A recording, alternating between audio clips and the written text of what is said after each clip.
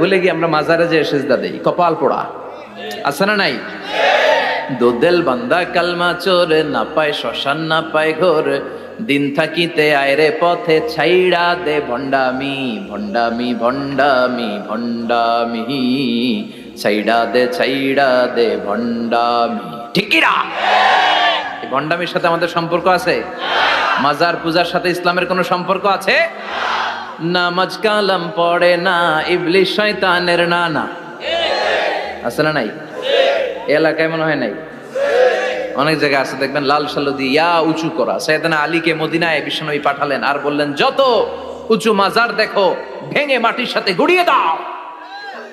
কবরস্থান উঁচু হবে না, কবর হবে সমান। এটাকে সেফটি দেওয়ার জন্য, সিকিউরিটি দেওয়ার জন্য আপনি চারদিকে সিম্পল বেড়া বা দেয়াল দিতে পারেন, যাতে গরু ছাগল যে এই কবরের অসম্মান না করে।